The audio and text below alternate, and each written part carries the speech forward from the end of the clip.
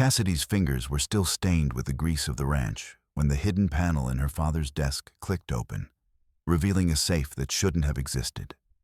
She barely had time to register the stack of documents stamped with the word "lion" before a shadow lunged from the corner of the room. A gloved hand slammed her face into the mahogany, the smell of cheap, acrid cologne filling her lungs as a blade flashed in the dim light. This wasn't a robbery. The intruder wasn't looking for jewelry or cash.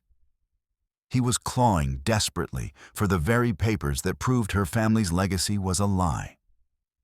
As they crashed through a glass carafe, the masked man's grip tightened with a murderous familiarity that made Cassidy's blood run cold.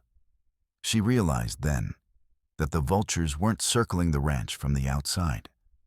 They were already inside the house, eating at the dinner table, with the town's festival music drifting mockingly through the window. Cassidy gripped a shard of glass, knowing that if she didn't win this fight, the truth about the Monroe bloodline would be buried in the same dirt she had spent her life trying to save. Cassidy Monroe gripped the weathered handle of the heavy pitchfork, her calloused palms burning against the splintered wood. She heaved another mound of sweat-soaked hay into the troughs, her muscles screaming in a dull, rhythmic protest. The Texas sun beat down on the back of her neck, a relentless weight that made the air shimmer with heat. Dust swirled in the stagnant air of the stables, clogging her nostrils and mingling with the pungent, sharp stench of horse manure. From the direction of Oak Ridge, a festive hum drifted over the hills. The distant, tinny blare of a brass band and the faint, joyful shrieks of townspeople stringing up garlands for the Golden Horse Festival. Cassidy paused, wiping her forehead with a grime-streaked forearm, her eyes fixed on the empty ranch road. Not a single hand had come to help. Her spine ached as she hauled 2 buckets of ice-cold water toward the paddocks, the slopping liquid splashing against her boots, while the rest of the county polished silver saddles and fitted parade suits. Cassidy fought the endless, grinding routine alone, the scorched air sticking in her lungs like wool. The interior of her late father's office smelled of ancient leather and stale tobacco, a scent that still clung to the heavy oak bookshelves despite the years. Cassidy's fingers trailed across the massive desk, sweeping away a fine, gray veil of dust that had settled over his things.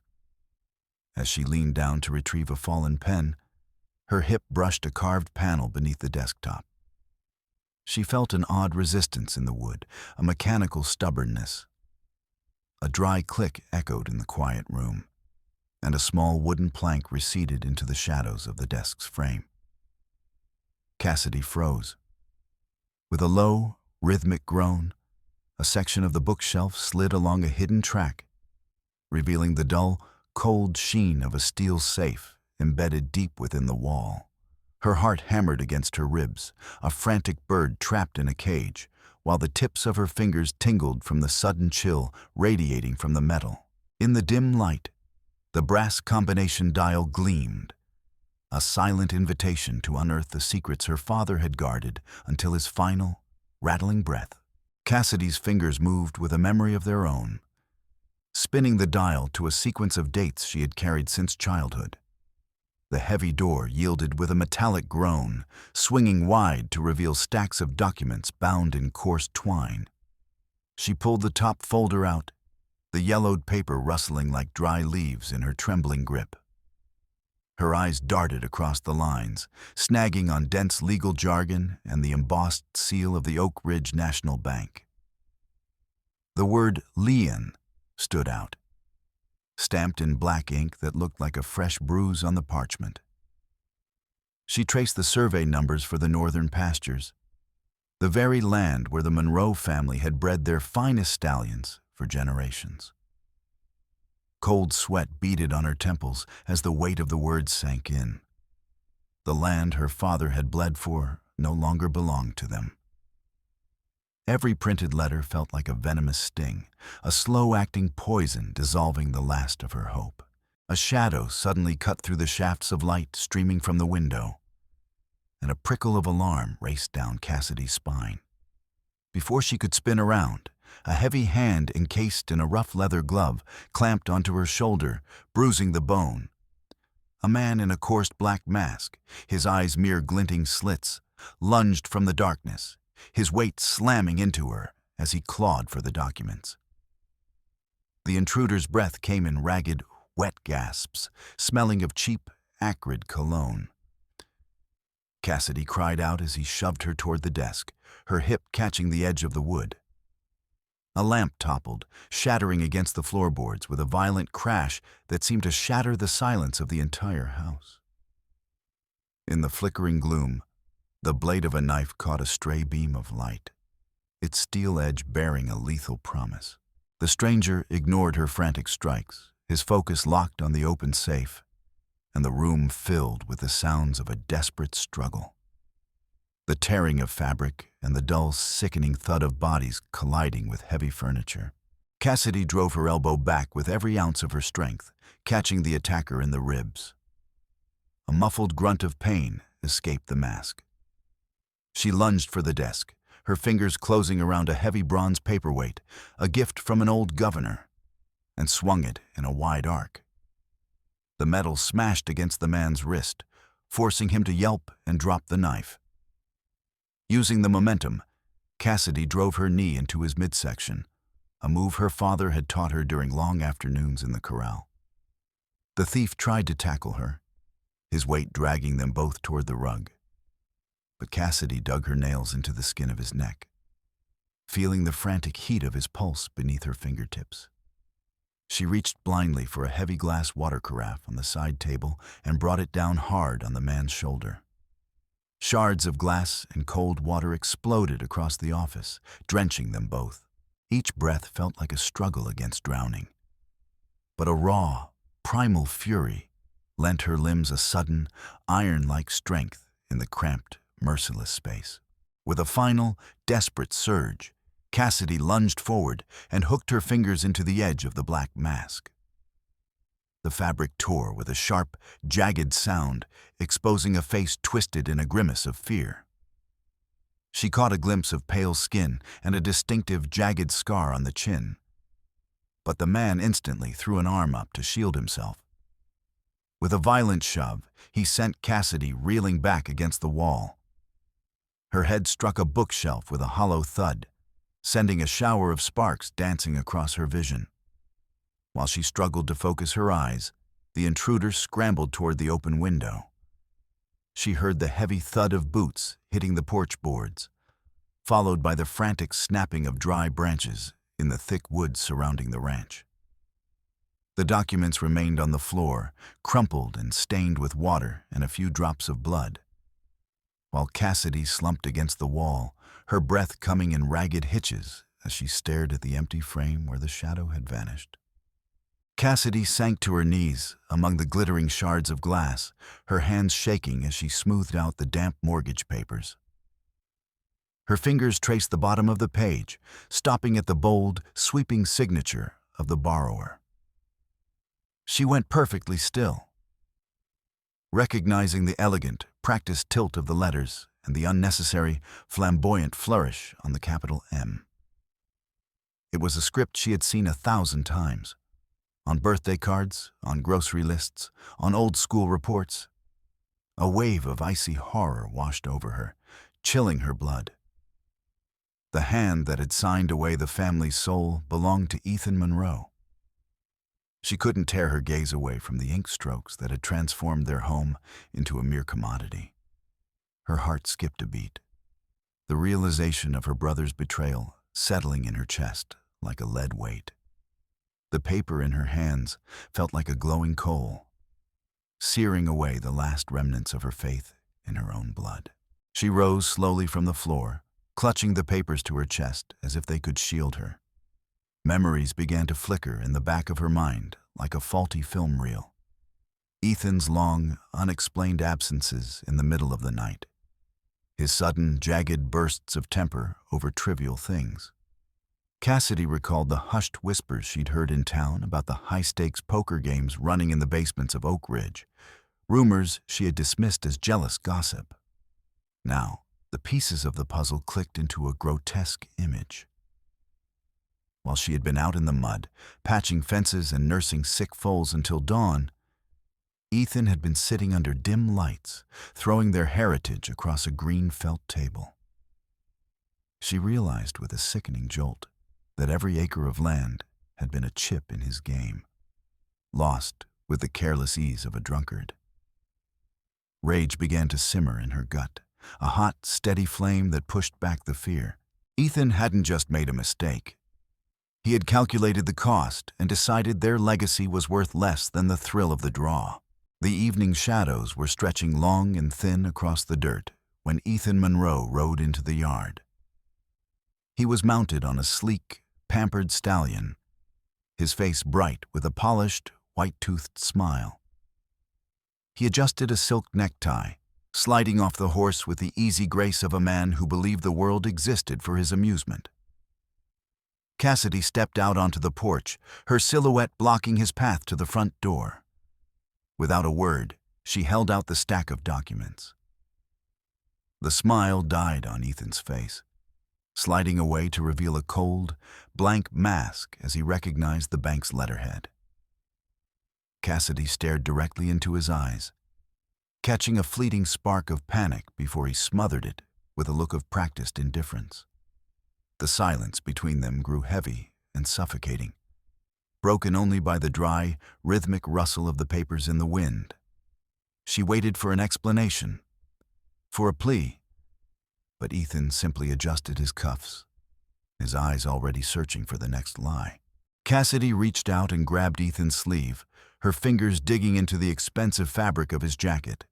She forced him to look toward the ancient oaks that stood like sentinels around the house, their branches heavy with history. She spoke in a low, trembling voice about the developers who were likely already circling, waiting for the moment to level the stables and bury the pastures under a tomb of concrete. She reminded him of their father's calloused hands, of the decades of sweat that had built the Monroe name. Tears pricked her eyes as she described the roar of bulldozers tearing through their childhood home to pay off his debts. She begged him to wake up, to find some way, any way, to pull the land back from the brink before the ink on the foreclosure was dry. Her voice rose to a ragged shout, the sound echoing off the timber walls of the house he had sold for a handful of silver and a cheap thrill. Ethan suddenly wrenched his arm away, his mouth twisting into a sharp, ugly laugh that made Cassidy flinch. He drew himself up to his full height, looking down at her with a chilling, clinical contempt. He told her flatly that in Oak Ridge, he was a pillar of the community, a patron of the arts, and the man everyone expected to lead the festival parade. Cassidy, he sneered, was nothing more than a bitter girl covered in stable filth. He told her that no judge or sheriff in the county would ever believe her scraps of paper if he simply called them forgeries. He stepped closer, his voice dropping to a hiss, informing her that his reputation was unshakable. Cassidy Monroe bolted toward the dirt road just as a massive cloud of dust from a black Lincoln's tires settled over the roadside weeds. She planted her feet wide, her old leather boots digging into the parched Texas earth, and slammed her palms onto the SUV's hood. The radiator grill hissed, bathing her face in a wave of metallic heat, while the shriek of brakes tore through the afternoon quiet. The driver leaned on the horn, a long, deafening blast that vibrated in Cassidy's skull, but she only gritted her teeth harder. She stared at her own distorted, angry reflection in the tinted windshield. The chrome emblem bit into her palms as the heavy vehicle continued to crawl forward, forcing the gravel to crunch and pop under her soles as she was shoved backward inch by inch. The SUV's door swung open, and a man stepped out onto the dusty grass, his khaki trousers perfectly pressed and sharp enough to cut. With a practiced flick, the representative snapped open a leather portfolio, thrusting a document toward Cassidy's face. She saw the official county seal and Ethan's unmistakable flowing signature scrawled across a new plot map. Behind the man, workers in bright orange vests began hauling bundles of steel stakes from the trunk, the metal clinking like chains. The rhythmic, hollow thud of mallets hitting steel began to pierce the air as the blue ribbon spikes were driven into the turf. They were marking the line right through the middle of the foal paddock. Cassidy lunged for one of the workers, her fingers catching the rough fabric of his vest. But he shrugged her off with a grunt, continuing to hammer a wedge into the land that had belonged to the Monroes since the frontier days. Cassidy spun around and sprinted toward the nearest worker, her hands locking onto the handle of a heavy sledgehammer before he could react. She wrenched it from his calloused grip, the weight of the iron head nearly dragging her arms down. But a surge of adrenaline kept her upright.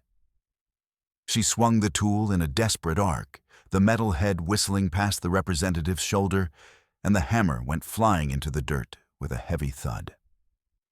In the paddock behind her, the mares reared up, their hooves drumming against the wooden slats of the fence in a frantic, splintering rhythm. One of the workers shoved Cassidy hard in the chest to reclaim the tool. She tumbled backward, landing hard on her knees, the dry straw and grit tearing the skin of her palms. The terrified neighing of the horses drowned out the men's swearing as the air grew thick with the smell of kicked-up dust and the sour scent of animal fear.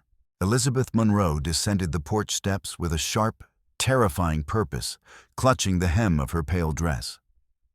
Before Cassidy could even scramble to her feet, her mother's hand lashed out, the slap echoing across the yard. Cassidy felt the skin of her cheek erupt in a blinding, white-hot sting, and a high-pitched ringing started in her ears. Elizabeth grabbed her by the collar of her grimy work shirt, her voice a lethal hiss as she spoke of family dignity and the importance of Ethan's business associates. Cassidy watched through a blur of pain as her mother smoothed her hair and offered a practiced, apologetic smile to the men in suits. Red blotches danced in Cassidy's vision, and the betrayal felt like a bucket of ice water poured down her spine in the middle of a freeze. Her own mother was siding with the thieves. The dusty patrol car of the Oak Ridge Sheriff pulled up to the gate, sending a fresh wave of grit into the air. Sheriff Harper climbed out slowly, his thumbs hooked into his heavy utility belt, and he pointedly looked away from Cassidy as a dark bruise began to bloom on her cheekbone. He didn't ask for her side of the story. Instead, he reached out and shook Ethan's hand, the two of them sharing a low, private chuckle. Cassidy tried to point toward the uprooted stakes and the trampled grass, her voice cracking as she pleaded for him to look at the trespassers. Harper just adjusted the brim of his hat, ignoring her entirely. Cassidy watched the very concept of law and order dissolve into a series of friendly pats on Ethan's back, leaving her standing alone in a world that had suddenly turned its back on the truth. Ethan Monroe stepped forward and made a grand, sweeping gesture with his arm, calling out to the neighbors who had gathered at the fence line to gawk. His face shifted into a mask of profound, weary sorrow, and his voice took on a soft, convincing lilt. He pressed a hand to his forehead, telling the small crowd about Cassidy's unfortunate nervous breakdown and her tragic delusions regarding the family finances. Cassidy heard the rustle of whispers as the neighbors began to lean in, their eyes turning toward her with a mix of pity and sharp, jagged suspicion.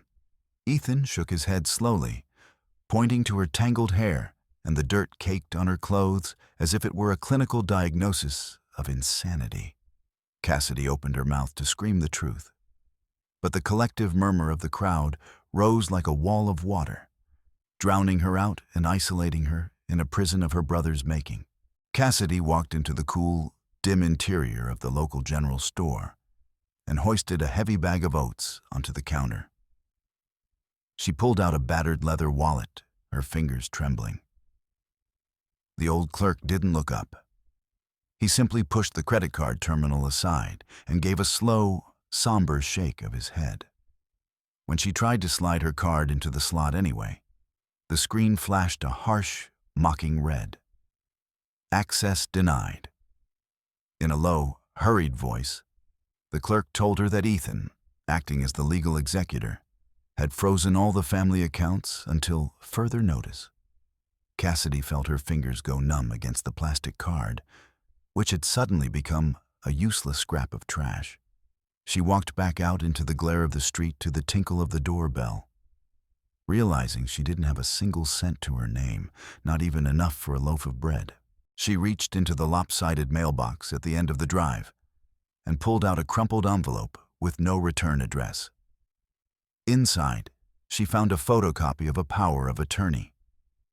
Her mother's signature at the bottom was shaky and uneven, the letters trailing off as if her hand had been failing or forced.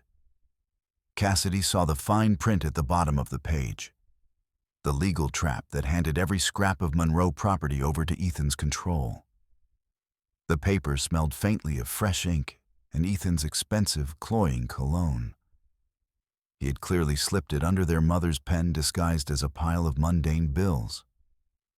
Cassidy crushed the paper in her fist. The realization hit her that Ethan had stripped away her last legal shield, turning their own mother into an unwitting accomplice in the destruction of their lives.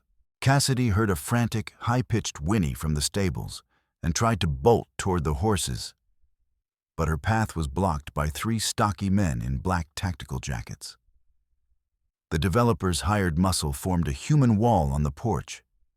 Their arms crossed over their chests as they stared blankly over her head. When she tried to shove her way through the gap, one of the guards threw out a stiff elbow, catching her in the shoulder and bruising her back against the front door.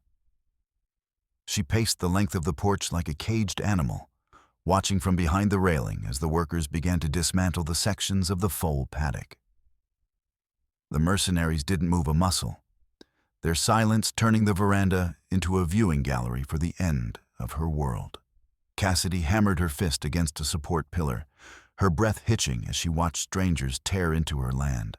The acrid, oily stench of burning straw hit Cassidy's nose, making her eyes water instantly. From around the corner of the old hay barn, a bright orange tongue of flame licked upward, tasting the dry, silvered wood of the roof. Cassidy saw 2 dark shadows sprinting away toward the tree line just as a column of thick, greasy smoke began to blot out the afternoon sky. She screamed for help, her voice raw, but the guards on the porch remained motionless, watching with cold indifference as the fire took hold of the winter hay. Embers swirled on the wind, landing on Cassidy's shoulders, and the heat from the blaze grew into a physical weight, searing her lungs with every gasp. She watched in horror as a main support beam groaned and collapsed, burying the hope of feeding the livestock under a mountain of fire. Headlights cut through the thickening twilight as Ethan led Elizabeth toward a polished black sedan idling at the gate. Cassidy pressed her face against the window pane, watching as her mother, dressed in her Sunday pearls, stepped into the car without so much as a glance toward the roaring inferno of the barn. Ethan adjusted his cuffs, his expression unreadable, and cast a brief, cold look back at the porch where Cassidy was trapped before he slid into the driver's seat. The red taillights faded into the gloom, leaving Cassidy alone with the silent guards and the terrifying crackle of the fire. She felt a cold sweat break across her back, while the glow of the blaze painted the walls of the room in a bloody, flickering red, a stark reminder of how completely she had been abandoned. Cassidy Monroe scrambled over the windowsill, her palms scraping against the rough, flaking paint of the exterior ledge. Her fingers locked onto the cold, rusted metal of the downspout, which shuddered and let out a thin, metallic groan under her weight. She pressed her knees against the damp zinc, her boot soles searching for purchase on the protruding brackets. Below, near the smoldering ruins of the barn, the mercenaries let out a burst of coarse laughter, their shadows dancing against the house like distorted giants in the firelight. Cassidy froze when a piece of rust snapped off, clicking softly as it hit the grass. Her heart hammered against her ribs, a frantic rhythm, as she slowly slid down the pipe, trying not to choke on the lingering, bitter smoke that hung in the night air. She dove into the deep, oil-scented shadows of the garage, where the air felt thick with the smell of old rubber and dried grease. In the gloom, the chrome bumper of her father's old pickup glinted under a layer of gray dust. Cassidy's hand searched the wall until her fingers closed around a heavy ring of keys hanging from a nail behind the workbench. The truck door opened with a long, agonizing creak of unlubricated hinges. She lowered herself onto the cracked leather seat, her movements slow and deliberate. She didn't dare turn the ignition. Instead, she kicked the parking brake loose and let the heavy Ford roll silently backward down the gentle slope of the drive. The tires crunched softly over the gravel, and she gripped the steering wheel with white-knuckled intensity until the truck disappeared into the overgrown blackberry brambles at the ranch's rear gate. Cassidy cut the engine 2 blocks from the town center and moved like a ghost toward a massive, sprawling oak in the deepest corner of the park. From the darkness, the hunched figure of Mr. Hendricks emerged, the family's former accountant. He was nervously twisting the hem of a stained trench coat. The old man's fingers trembled as he pressed a brass key, engraved with the Oak Ridge Bank insignia, into Cassidy's palm. He whispered in a frantic, broken voice about the fraudulent ledgers Ethan had forced him to sign, his eyes darting around at the festive lights reflecting in the nearby pond. Cassidy shoved the key into her breast pocket, the weight of the metal feeling like her only remaining anchor to the world. The wind groaned through the oak leaves, masking the triumphant blare of the brass band echoing from the main square. She pressed her back against the cold, rough brick of the bank's alleyway, watching the patrolman at the front entrance lazily crush a cigarette under his boot. While the square erupted in a fresh wave of cheers and fanfares, Cassidy hauled herself up to a narrow, high-set window in the utility room. The latch gave way with a sharp, sickening snap, and she tumbled inside, landing hard on a pile of empty canvas coin bags. The air inside was still and smelled of ozone and stale ink. She held her breath, listening to the rhythmic, mechanical ticking of a wall clock, before clicking on a small, dim flashlight. The beam cut through the dark, reflecting off rows of steel safety deposit boxes. Her footsteps on the linoleum sounded like gunshots in the oppressive silence of the vault. Cassidy slid the brass key into the lock of box 42 and turned it until it hit the stop with a solid click. The metal drawer slid out with a dry hiss, revealing a thick stack of folders. She flipped through the pages, her heart stopping when she found the original promissory notes, each one stamped with the red ink of an offshore gambling syndicate. Ethan's flamboyant signature was everywhere, confirming that the northern pastures had been signed away as collateral for a baccarat debt over 6 months ago. She saw the missed payment notices and the names of collectors known for their brutality. The paper felt like ice in her hands, the ink marks final and cold, a map of the lie that had finally consumed their family. A sudden, piercing wail of a security siren tore through the vault, making Cassidy jump and drop the folders. Outside the high windows, red and blue lights began to pulse against the walls. But it wasn't the police. She saw 2 black SUVs scream to a halt at the curb, and men in heavy hunting jackets jumped out, carrying short-barreled shotguns. The glare of their headlights flooded the lobby, turning Cassidy into a stark silhouette behind the reinforced glass. One of the men slammed a boot against the locked front door, the impact vibrating through the floorboards. Cassidy snatched up the documents and bolted for the rear exit, her heart racing as she heard the heavy thrum of the SUV's engines. Ethan's creditors had come to collect their pound of flesh. Cassidy burst out of the alley and swung into the saddle of her bay gelding, the horse shifting underneath her as its hooves clattered against the wet pavement. The first heavy, fat drops of rain began to pelt her face as she kicked the horse into a frantic gallop toward the forest trail. Behind her, the roar of engines and the shouted curses of men echoed through the streets. Tree branches whipped at her shoulders, and mud sprayed from the horse's hooves, stinging her eyes. She leaned low over the horse's neck, feeling the rhythmic, powerful bunching of its muscles and the heat radiating from its coat. The rain turned into a gray, impenetrable wall, swallowing the road, but she kept pushing, hearing the SUVs crashing through the brush just yards behind her. The white-hot glare of high beams hit Cassidy in the back, illuminating the jagged, crumbling lip of the old canyon ahead. The SUVs were closing in, boxing her toward the edge, their tires throwing up plumes of red grit. One of the men leaned out of a window, waving a shotgun and screaming for her to pull up and drop the bag. She could see the cliff edge now, the drop-off into the churning, fog-choked river below. Gravel skittered into the abyss under the horse's hooves as the animal snorted in terror, dancing away from the void.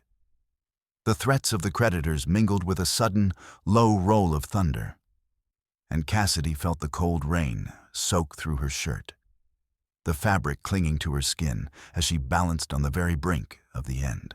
She dug her spurs into the gelding's flanks and forced the animal into a suicidal leap across the gaping mouth of the ravine. A split second of weightless terror ended with a bone-jarring impact on the slick, muddy slope of the far side. The horse stumbled, its legs sliding out from under it, and Cassidy was thrown from the saddle.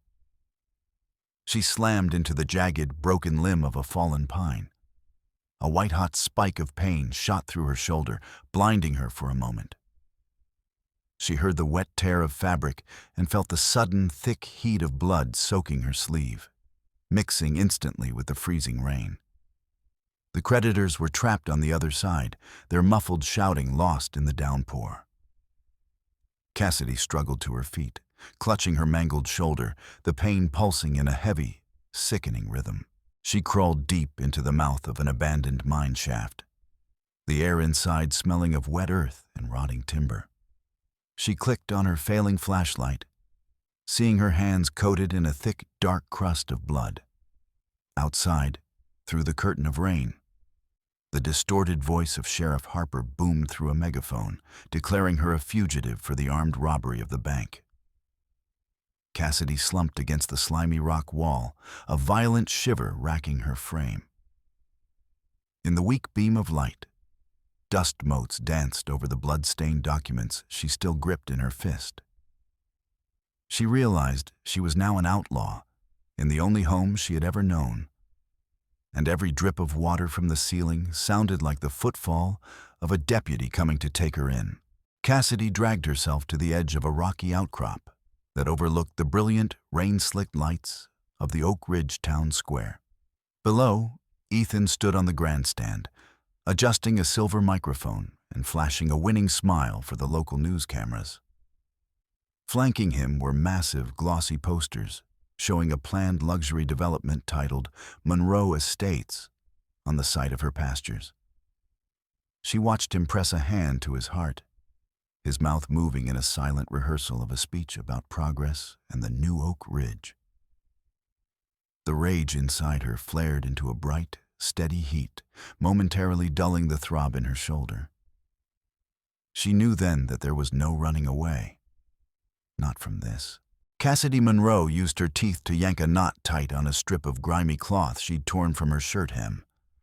The white cotton turned a deep, wet crimson instantly, but the pressure allowed her to move her arm again. She stayed low to the scorched earth, darting between the long shadows of the empty carnival stalls. Above her, the first massive shell of the firework display detonated with a bone-shaking thump, showering the sky in a rain of emerald sparks. Under the cover of the booming pyrotechnics, she slipped behind a row of plastic portable toilets and overflowing trash bins, the air thick with the smell of burnt powder and stale popcorn. She pressed her back against the cold, corrugated side of a food truck, waiting for the flashing lights to sweep past her hiding spot. She froze behind a stack of empty plastic crates, watching a massive security guard pace the perimeter of the stage. The man's shadow stretched long across the asphalt, his hand resting near the holster on his hip. Cassidy waited for the next burst of light, a brilliant, blinding white chrysanthemum that turned the square into day. In that split second of communal awe, she bolted across the open gap, her boots silent on the wet pavement. She reached the wooden lattice beneath the grandstand and pulled herself into the crawl space, the smell of damp sawdust and old lumber filling her lungs. Above her, the floorboards groaned under the weight of the town's elite, and she could hear the muffled, booming resonance of the announcer introducing the man of the hour. Cassidy scrambled up the narrow, unfinished service ladder that led directly to the wings of the main stage. Her breath came in short, jagged hitches as she peered through a gap in the heavy velvet curtains. Ethan stood center stage, bathed in the warm, golden glow of the spotlights, holding a polished brass trophy shaped like a rearing horse. He was halfway through a speech about legacy and the future of our children, his voice smooth and honeyed. Cassidy's hand went to the blood-stained folders tucked into her waistband. She felt a cold, sharp clarity settle over her. She stepped out from the shadows of the curtain, her muddy boots leaving dark prints on the pristine red carpet. The security guard at the edge of the stage lunged for her, his hand catching her wounded shoulder. Cassidy let out a sharp hiss of pain, but didn't slow down. She twisted out of his grip, using her momentum to shove him toward a stack of speakers. She ignored the shocked gasps of the front row as she marched toward the podium. Ethan's eyes went wide, his polished mask fracturing to reveal the raw panic beneath. He tried to block her path, his hand reaching out to shove her back, but Cassidy ducked under his arm and grabbed the microphone stand. The screech of feedback echoed through the square, silencing the crowd as if a giant hand had dropped over the town. "Look at these." Cassidy's voice cracked through the speakers, raw and jagged. She held the blood-stained promissory notes high above her head, the red stains stark against the white paper. She began to read the names of the gambling dens and the dates of the missed payments, her voice gaining strength with every word. She pointed to the signatures, the flamboyant M that everyone in town recognized. Ethan lunged for her again, his face turning a dark, mottled purple as he screamed that she was a thief and a liar. He swung a heavy fist, catching her across the jaw. But Cassidy didn't fall. She stayed on her feet, staring him down as the crowd's murmurs turned into a low, angry roar of realization. The townspeople surged toward the stage, their faces no longer filled with admiration, but with the sharp, cold edge of a mob that had been cheated. Sheriff Harper tried to step forward, but the weight of the crowd pushed him back. Ethan looked around wildly, his eyes darting from the angry faces below to the documents Cassidy still held. He realized the game was over. He turned and bolted toward the back of the stage, his expensive leather boots slipping on the carpet as he disappeared into the darkness of the alleyways. Cassidy watched him go, her chest heaving, the heavy brass trophy lying forgotten at her feet. She stood alone in the center of the spotlight, the silence of the square finally belonging to her. A week later, Cassidy stood on the porch of the main house, her arm in a clean white sling. The air was cool and smelled of damp earth and the first hint of autumn. She looked down at the legal papers in her hand, the court order that officially split the Monroe estate. To pay off the creditors and the mountain of debt Ethan had left behind, she had been forced to sell the northern pastures to a local conservancy. It hurt to see the land go, but the house, the stables, and the core acres were now legally, undeniably hers. She watched a pair of hawks circle over the ridge, their cries thin and sharp in the quiet afternoon. She walked down the steps and toward the corral where her bay gelding stood waiting. She leaned against the fence, the rough wood familiar against her palms. For the first time in years, the crushing weight of the Monroe legend didn't feel like it was drowning her. The silence of the ranch wasn't a void anymore. It was a clean slate. She reached out and stroked the horse's velvet nose, the animal leaning into her touch with a soft, rhythmic huff. Cassidy looked out over the remaining acres, her jaw set. The golden boy was gone, and the myth was dead, but she was still standing. She was a Monroe, and for the first time, that name meant exactly what she wanted it to. The end. Do not proceed past this point.